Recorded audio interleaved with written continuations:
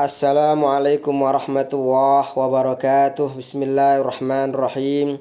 Alhamdulillahilladzi 'allamal Qur'an, khalaqal insana 'allamahul bayan. Wassalatu wassalamu ala man unzila ilaihil Qur'an, hudal linnasi wa bayyinatin minal huda wal furqan. Wa ala alihi wa ashabihi alladzina yabtaghuna fadlan minallahi wa ridwana. Kanu bin nahari fursana wa bil laili ruhbana. Qala Allah Ta'ala fi kitabil karim, inna akramakum indallahi atqakum, amma ba'd. Ikhwati wa akhwati rahimakumullah, berjumpa lagi dengan saya, dengan kami di channel YouTube Abu Fafa. Kita dalam kesempatan video kali ini akan melanjutkan silsilah atau serial kajian tafsir tematik. Insya Allah dalam kesempatan kali ini kita akan masuk dalam kajian tafsir tematik edisi yang kedua dengan tema At-Taqwa Masdarun Najati. At-Taqwa Masdarun Najah. Takwa adalah sumber keselamatan an-najati. Allah Subhanahu wa Ta'ala telah memerintahkan kita dalam banyak ayatnya untuk bertakwa. Untuk bertakwa, ya ayyuhalladzina amanu taqwa. Wahai orang beriman, bertakwalah kalian kepada Allah Subhanahu wa Ta'ala. Sebulan kemarin di bulan Ramadan kita diperintahkan berpuasa. Ya ayyuhalladzina amanu kutiba alaikumusyamu kama kutiba alal ladzina min qablikum la'allakum tattaqun. Dengan tujuan la'allakum tattaqun, supaya kalian menjadi orang-orang bertakwa. Semoga setelah kita keluar dari bulan Ramadan ini dan masuk di bulan Syawal, Allah mudahkan kita menjelma menjadi insan muttaqin, seorang yang bertakwa kepada Allah Subhanahu wa Ta'ala. Allah juga memerintahkan kita untuk bertakwa, fattaqullaha mastata'tum. Bertakwalah kalian mastata'tum, semampu kalian. Ayo ikhwah wal akhwat rahimakumullah. Ada sebagian banyak di antara kita yang salah memahami ayat ini. Sebagian kita mengira fattaqullaha mastata'tum, bertakwalah semampu kalian, itu berarti sak mampune, semampunya, kemudian diartikan seenaknya. Kalau nggak mampu, baru kemudian kalau nggak mampu kemudian mengklaim saya nggak mampu, ya. Padahal maksud dalam ayat ini fattaqullaha mastata'tum, bertakwalah kalian semaksimal kemampuan kalian. Maka dalam banyak praktek ibadah dalam Islam ini kita diajarkan betapa Islam mengajarkan kepada kita, yaitu proses berjenjang, perintah yang berjenjang. Misalkan dalam perintah salat, misalkan dalam fikih kita mengenal bahwa seorang ketika salat dalam keadaan berdiri, kalau dia tidak mampu salat dengan duduk, kalau tidak mampu berbaring, kalau tidak mampu dengan isyarat, ini sesuai kemampuan. Tentunya kalau seandainya batas maksimal kemampuan kita tidak terpenuhi, bukan kemudian mengambil seorang yang gagah, sehat, ya, kemudian dia sholat dalam keadaan duduk padahal dia mampu sholat dalam keadaan berdiri. Atau orang yang dia sehat, dia mampu untuk berpuasa, dia kemudian mengatakan tidak mampu, inginnya membayar fidyah saja. Ini juga bukan pemahaman yang benar terhadap ayat fattaqullaha mastata'tum. Islam mengajarkan kepada kita dalam perintah-perintah, ya, di sana ada kemudahan. Yuridullahu bikumul yusra wa la yuridu bikumul usra. Allah menghendaki kepada kalian al-yusr, kemudahan, dan tidak menghendaki al-usr, kesulitan. Dalam edisi yang kedua ini, tafsir tematik edisi 2 dengan tema takwa sumber keselamatan ini, kita akan membahas 3 pembahasan. Pertama, definisi takwa, dan yang kedua tentang tanda orang bertakwa, dan yang ketiga fadzailut takwa, keutamaan takwa. Kita mulai yang pertama tentang definisi takwa. Secara umum, kalau kita membaca dalam kitab-kitab turas Islam, takwa diartikan dengan sangat sederhana. Intinya diartikan dengan pembahasan imtithalul awamir wastinabun nawahi. Takwa itu menjalankan perintah-perintah Allah, kemudian meninggalkan segala larangan-larangannya. Kalau seorang sudah melakukan ini, ketaatan dilakukan, amal baik dilakukan, kemaksiatan, dosa ditinggalkan, maka ini salah satu di antara pendekatan atau salah satu di antara definisi takwa, praktek dari takwa itu sendiri. Yang kedua, tentang tanda-tanda takwa. Seorang dikatakan takwa, tentu ada tandanya. Dan dalam Al-Qur'anul Karim kita menemukan banyak sekali beberapa ayat-ayat ya, yang menunjukkan tanda-tanda orang bertakwa. Tapi di sini kami akan menyampaikan di antara sebagian saja tanda-tanda takwa, dan yang itu dimuat dalam surah Al-Baqarah ya. Kita baca dari mulai ayat 1 sampai 5, kita menemukan tanda-tanda takwa di sana. Dalam ayat yang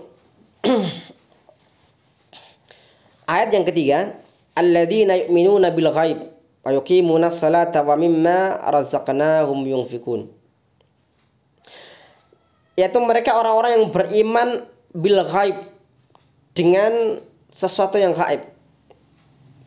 Hal yang gaib ini tentunya beriman kepada Allah ya, beriman kepada yang tidak kelihatan, para malaikat, beriman kepada peristiwa-peristiwa yang tidak terlihat kasat mata ya. Beriman dengan adanya dengan adanya hal-hal yang gaib, seperti apa yang terjadi di masa akan datang ya, proses setelah alam barzah sampai manusia menghadap Allah Subhanahu wa taala. Ini alladzina yu'minuna bil ghaib ya. Yang kedua, wa yuqimunas shalah, itu orang-orang yang mereka mendirikan salat. Mendirikan salat di sini berbeda dengan mengerjakan salat ya. Kalau seorang mengerjakan salat itu, kalau dalam penjelasan fikih, selama seorang melakukan salat sudah menyesuaikan, memenuhi rukun dan syarat-syaratnya, syarat sahnya salat, kemudian ketika dia salat melakukan rukun-rukun salat, selesai, salat sah ya. Apalagi disempurnakan dengan sunnah salat, maka lebih sempurna. Tetapi dalam pengertian wa yuqimunas shalah, mendirikan salat, inilah seorang yang selain dia mengerjakan salat secara zahirnya, dia melakukan gerakan-gerakan salat, dia juga salat memenuhi syarat seorang melakukan salat yang diterima Allah Subhanahu wa taala. Tentunya kalau kita memahami bagaimana penjelasan Imam Fudail bin Iyad ketika beliau mentafsirkan liyabluwakum ayyukum ahsanu amala, Allah menciptakan kematian dan kehidupan untuk menguji kalian siapa di antara kalian amal yang paling baik. Beliau mengatakan aswabukum wa akhlasukum, yang paling benar sesuai tuntunan, wa akhlasukum, dan paling ikhlas. Kadang ada orang beramal benar tapi gak ikhlas, kadang ikhlas tapi gak benar, apalagi sudah gak benar secara tuntunan syariat dan juga tidak ikhlas. Maka dalam kaitannya mendirikan salat, nah seorang yang dia salat, gerakan salatnya benar, kemudian juga dia memenuhi standar keikhlasan, standar dia salat karena Allah Subhanahu wa taala. Maka saya sering mengatakan, kalau salat yang ideal dalam kondisi yang normal ya, adalah yang pertama ketika salat pada waktunya, kecuali kalau salat seorang yang melakukan salat jamak takdim atau jamak takhir. Kalau secara normal orang melakukan salat pada waktunya. Yang kedua, salat berjamaah. Itu yang kedua.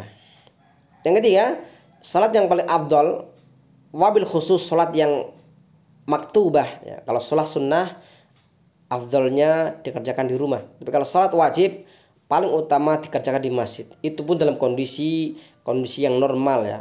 Bukan kondisi saat ini di mana pandemi masih berlangsung, di mana para ulama mereka memberikan fatwa-fatwa yang bermacam-macam. Ada yang tetap mengharuskan ke masjid, ada yang mengharuskan di rumah, ada yang tafsil. Kalau seandainya kondisi wilayah tersebut aman, kalau dalam protokol kesehatan, Kalau zonanya sudah zona oranye, zona merah, maka sebaiknya di rumah. Tapi kalau zonanya hijau atau kuning, maka silakan tetap aman ke masjid, dan tentunya tetap dengan menjaga protokol kesehatan. Kemudian berikutnya adalah khusyuk. Yang keempat, salat dilakukan dengan khusyuk. Tadi pertama awal waktu, berjamaah di masjid. Yang keempat khusyuk. Dan bagaimana dengan salat khusyuk ini? Ya, salat khusyuk ini adalah salat ketika seorang melakukannya dalam kondisi yang benar-benar, ya, seorang yang fokus kepada salatnya. Ya. Maka Rasulullah SAW itu pernah mengatakan, celakalah orang yang mencuri ketika salat. Maka para sahabat bertanya, Rasulullah, orang salat kok mencuri, bagaimana maksudnya? Rasulullah mengatakan, mereka orang-orang yang mencuri ketika salat, mereka adalah orang yang tidak menyempurnakan rukuknya dan tidak menyempurnakan sujudnya. Jadi salatnya itu jengkelat-jengkelit, kemudian tergesa-gesa, ya. Kemudian tidak memahami atau tidak meresapi, mentadaburi bacaan yang dibaca ketika sholat. Kemudian yang kelima, sholat itu semestinya memberikan pengaruh kepada pembentukan karakter. Maka dalam ayat dikatakan, innas sholata tanha 'anil fahsya'i wal munkar. Sesungguhnya sholat itu mencegah dari al-fahsya'i wal munkar, kekejian dan kemungkaran. Semestinya orang yang melakukan sholat dengan baik, kalau orang melakukan sholat dengan baik, maka secara otomatis itu akan memberikan pengaruh kepada akhlak. Maka dikatakan dalam sebuah ungkapan, seorang yang menyia-nyiakan sholat, maka dia akan lebih menyia-nyiakan yang lain. Orang karakternya bagaimana, itu dilihat bagaimana sholatnya. Nah, pertanyaannya begini, Ustadz, bagaimana kalau ada orang yang sholatnya rutin, wajibnya rutin, sunnahnya rutin, tapi masih korupsi, masih menyambung ayam, masih minum miras, masih berjudi, masih berselingkuh? Maka jawabannya yang salah bukan sholatnya, ya. Pasti ada masalah dalam sholatnya. Dia sholat bukan karena Allah, dia sholat tidak khusyuk, dia sholat tidak menyempurnakan, tidak menyempurnakan atau membersihkan hatinya ketika dia sholat. Kita lanjutkan yang ketiga. Di antara tanda-tanda takwa adalah wa mimma razaqnahum yunfikun,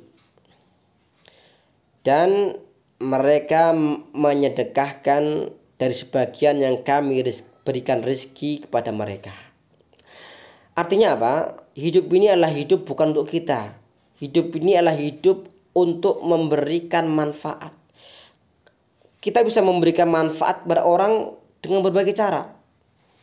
Dan salah satu di antara cara kita memberikan manfaat kepada sesama kita, sesama muslim, bahkan sesama manusia, adalah dengan filantropi, dengan harta yang kita miliki. Bagi mereka yang diberikan kelebihan harta, maka silahkan, ya. Ini kesempatan besar untuk mimma razaqnahum yunfikun, dan mereka menginfakkan sebagian yang kami rezekikan kepada mereka. Jadi memberikan rezeki itu adalah Allah Subhanahu wa taala, dan kita sebagai manusia yang mendapatkan rezeki ini, di antara kewajiban kita yang sangat dianjurkan adalah kita menyisihkan harta rezeki itu untuk sesama kita. Karena harta yang kita miliki itu adalah titipan. Wa fi amwalihim haqqul lis-sa'ili wal mahrum. Dalam harta mereka ada hak untuk orang yang meminta-minta dan orang yang terhalang, ya, orang yang hidupnya terhalang dari hidup yang normal. Artinya hidup serba keterbelakangan, kesulitan, keterbatasan dan semisal. Kemudian yang keempat, tanda takwa, walladzina yu'minuna bima unzila ilaika wa ma unzila min qablik, dan orang-orang yang mereka beriman kepada yang diturunkan kepadamu, itu Al-Qur'an, dan yang diturunkan kepada sebelum Al-Qur'an, sebelum kamu, artinya At-Taurah, kemudian Az-Zabur, Al-Injil. Nah, tentu iman kita kepada kitab sebelum Al-Qur'an itu dalam kerangka keyakinan bahwa sebelum Rasulullah Muhammad SAW itu ada kitab yang memang diturunkan kepada Musa, Isa, dan Daud alaihissalam, dan tentunya sebelum kitab itu mengalami perubahan. Setelah masa berlalu, perjanjian lama, perjanjian baru, itu mereka merubahnya. Para pengikut mereka yang mengklaim pengikut Musa dan Isa alaihissalam, mereka merubah kitab mereka. Dan Al-Qur'an Karim memerintahkan kita ya untuk tetap beriman, maksudnya beriman dalam kerangka sejarah ada kitab yang dulunya diturunkan kepada para nabi itu, yaitu Musa, Isa dan Daud alaihissalam. Wabil akhiratihum yuqinun, dan mereka yakin kepada akhirat. Ini yang kelima, ini luar biasa ya. Ini iman kepada hari akhir ini menjadi penanda. Bahkan yang membedakan seorang apakah beriman atau munafik itu di antara tandanya adalah iman kepada Allah dan hari akhir. Karena orang-orang munafik mereka juga mengatakan amanna billah wa bil yaumil akhir. Kami beriman kepada Allah dan hari akhir. Dan Quran memberikan stempel dengan tegas wa ma hum bimumin, dan mereka bukanlah orang-orang yang beriman. Ikhwati wa akhwati rahimakumullah. Dua pembahasan tadi, definisi takwa, kemudian tentang tanda-tanda orang yang bertakwa atau tanda takwa. Maka poin yang ketiga atau gerbang yang ketiga, kita akan membahas mengenai fadzailut takwa, fadilah keutamaan takwa. Yang pertama adalah ketakwaan mendatangkan solusi. Dalam surat At-Talaq, wa may yattaqillaha yaj'al lahu makhraja. Ketakwaan, barang siapa bertakwa kepada Allah, maka Allah memberikan kepadanya jalan keluar. Maka permasalahan-permasalahan yang kita hadapi sebagai bangsa atau umat ini, solusinya adalah dengan takwa. Dengan takwa, segala permasalahan solusi insya Allah akan kita temukan. Yang kedua, dengan ketakwaan Allah Subhanahu wa taala akan menjanjikan rezeki yang tidak terkira-kira. Dalam lanjutan ayat tadi, wa yarzuqhu min haitsu la yahtasib. Dan Allah akan memberikan rezeki kepadanya dengan tanpa ia kira-kira. Yang ketiga, fadilah takwa adalah menjadi sebaik-baik bekal. Wa tazawwadu, dalam surah Al-Baqarah, wa tazawwadu fa inna khairaz zadi taqwa. Kalian berbekallah, karena sebaik-baik bekal adalah takwa. Ini ayat ini asbabun nuzulnya terkait orang-orang Yaman yang dulu mereka melakukan ibadah haji dan mereka tidak membawa bekal, sehingga mereka kemudian kehabisan bekal dan pada akhirnya mereka di jalan mengemis dan meminta-minta. Maka Quran mengatakan wa tazawwadu fa inna khairaz zadi taqwa. Kalian berbekallah karena sebaik-baik bekal adalah takwa. Yang keempat, takwa membawa kepada keberuntungan. Fattaqullaha ya ulil albab la'allakum tuflihun. Bertakwalah kalian kepada Allah, wahai orang yang punya akal, supaya kalian tuflihuna, orang-orang yang beruntung. Kemudian selanjutnya, ketakwaan akan mendatangkan ilmu. Wattaqullaha wa yu'allimukumullah. Dalam surah Al-Baqarah, bertakwalah kalian kepada Allah dan Allah akan memberikan ilmu kepada kalian. Seorang yang dia menjaga diri dari ketakwaan, Allah berikan nur cahaya nurul ilm, cahaya ilmu kepadanya. Karena ilmu tidak akan bisa masuk kepada orang yang bermaksiat dan orang yang melakukan dosa. Kemudian di antara fadilah takwa adalah dengan takwa Allah menjadikan ini sebagai furqan. Ya ayyuhalladzina amanu taqullaha yaj'al lakum furqana. Wahai orang-orang beriman, bertakwalah kalian kepada Allah, maka Allah akan jadikan kepada kalian furqana, itu pembeda, hal yang membedakan. Orang ketika memiliki takwa, ya, maka dia bisa membedakan mana yang halal, mana yang haram. Maka dalam sebuah kisah, sahabat Abu Bakar radhiyallahu anhu begitu menjaga diri dari hal yang haram, sampai suatu ketika beliau makan, tiba-tiba muntah. Karena beliau sensitif, beliau muntah karena merasa ada yang aneh dengan makanannya. Artinya beliau merasakan ini makanan yang gak baik, makanan yang haram. Maka mari ya, kita terus menjaga diri kita, keluarga kita dari hal-hal yang tidak dibolehkan atau hal-hal yang haram. Kemudian berikutnya, takwa akan membawa kita kepada amal yang tidak akan disia-siakan Allah. Wa may yattaqi wasbir fa innallaha la yudhi'u ajral muhsinin. Barang siapa yang bertakwa dan bersabar, maka sesungguhnya Allah tidak akan menyia-nyiakan pahala orang-orang yang baik. Kemudian dalam ayat yang lain, takwa adalah jaminan surga kenikmatan. Innal muttaqina inda rabbihim jannatin na'im. Dalam surah Al-Qalam, sesungguhnya bagi orang-orang bertakwa di sisi Tuhan mereka jannatin na'im, surga kenikmatan. Kemudian takwa, orang yang bertakwa maka akan senantiasa bersama dengan Allah Subhanahu wa taala. Artinya Allah bersama orang bertakwa, dan tentu Allah akan memberikan pertolongan kepada orang bertakwa. Innallaha ma'al ladzina taqaw wal ladzina hum muhsinun. Sesungguhnya Allah bersama orang bertakwa dan orang yang walladzina hum muhsinun, orang yang baik. Orang bertakwa itu juga orang yang baik. Allah bersama orang bertakwa, bersama orang yang baik. Artinya Allah memberikan pertolongan kepada orang yang bertakwa dan orang-orang yang baik. Kemudian yang terakhir, orang yang bertakwa maka dimudahkan urusan. Wa may yattaqillaha ja'al lahu min amri yusra. Barang siapa bertakwa kepada Allah Subhanahu wa taala, maka Allah akan menjadikan untuknya dari urusannya yusran, kemudahan. Semoga Allah Subhanahu wa taala menjadikan kita termasuk orang-orang bertakwa. Semoga Allah Subhanahu wa taala menjadikan pemimpin